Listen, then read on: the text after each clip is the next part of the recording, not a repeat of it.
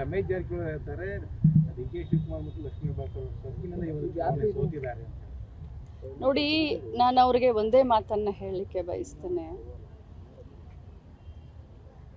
MLC ಚುನಾವಣೆ ತಾವೆಲ್ಲರೂ ಸಾಕ್ಷಿಯಾಗಿದ್ರಿ.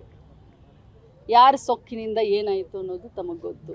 ಇಡೀ ಕರ್ನಾಟಕ ರಾಜ್ಯದಲ್ಲಿ ಹೈಯೆಸ್ಟ್ ಲೀಡ್ನಿಂದ ನನ್ನ ತಮ್ಮ ಚಂದ್ರರಾಜ್ ಹಟ್ಟಿಹೊಳಿ ಅವರು ಗೆದ್ದರು.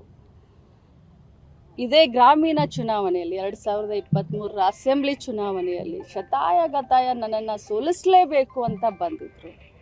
ಅದಕ್ಕೆ ಜನ ಏನು ಉತ್ತರ ಕೊಟ್ಟು ಅಂತ ಅದಕ್ಕೂ ಗೊತ್ತು. ದೊಡ್ಡ ಹಾರವನ್ನು ತಂದು ಲಕ್ಷ್ಮೀ ಹೆಬ್ಬಾಳ್ಕರ್ ಕೊರಳಿಗೆ ಹಾಕ್ತೀನಿ, ನಾನೇ ಅವರನ್ನು ಗೆಲ್ಲಿಸಿದ್ದೆ 18ರಲ್ಲಿ, ಈಗ ನಾನೇ ಸೋಲಿಸ್ತೀನಿ ಅಂತ ಅಂದಿದ್ರು. ನಾನು ಇನ್ನೂವರೆಗೂ ಆ ಹಾರ ಎಲ್ಲಿದೆ ಅಂತ ನಾನು ಕಾಯ್ತಾ ಇದ್ದೀನಿ. ನೋಡಿ, ಗೆದ್ದ ಮೇಲೂ ಆ ಉತ್ತರ ಕೊಡಲಿಲ್ಲ ನಾನು ಅವ್ರಿಗೆ.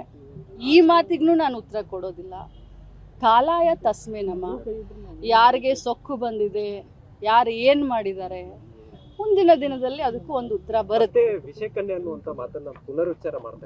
ನೋಡಿ, ಭಾರತ ದೇಶದ ಸಂಸ್ಕೃತಿಯಲ್ಲಿ ವಿಶ್ವಾಸವಿಟ್ಟಂಥವ್ರು ನಾವೆಲ್ಲರೂ.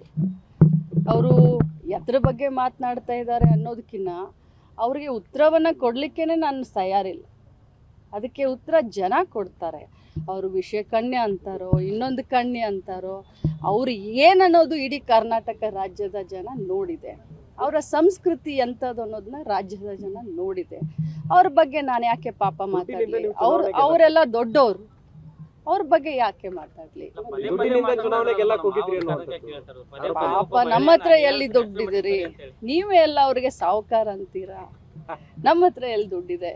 ಹೆಸರಿಗಷ್ಟೇ ಲಕ್ಷ್ಮಿ ನಾನು, ಸಾಹುಕಾರಗಳು ಅವರಲ್ವಾ?